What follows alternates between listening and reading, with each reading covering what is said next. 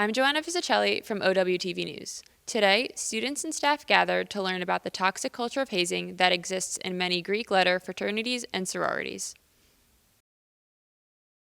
The evening began in the Dwayne L. Jones Recital Hall with a networking event between aspiring media students and Hurt. Hurt talked about his experience in the industry, the work that is put into making a documentary, and his passion for what he does. This was followed by an opening reception. Hazing explores the toxic behaviors and practices implemented by collegiate organizations across the United States. It dives deep into personal experiences, as Hurt is part of the Omega Psi Phi Fraternity Incorporated. Making this film was very personal to me. I experienced hazing.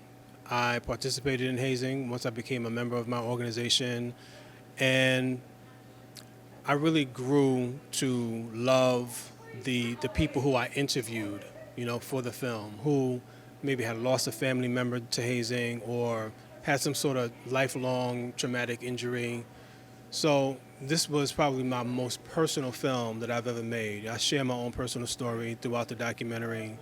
The Media Innovation Center, Student Government Association, Fraternity and Sorority Life, Black Studies Center, and First Year Experience, with support from the School of Arts and Sciences, sponsored the event in hopes to educate students about the dangers of hazing. Well, since we are a college campus, we should always be having conversations that move things forward, right?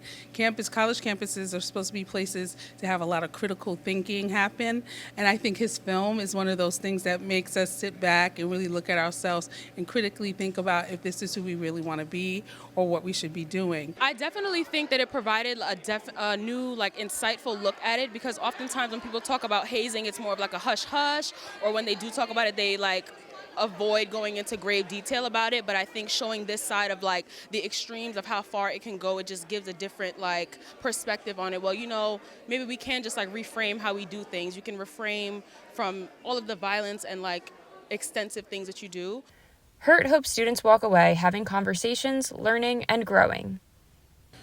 Well, I hope people walk away feeling as though they have some sense of responsibility to address hazing in some shape, form, or fashion. I hope that empowers people to speak up and to speak out against all forms of hazing. The screening ended with an educational conversation about hazing in collegiate organizations. For OWTV News, I'm Joanna Fisicelli.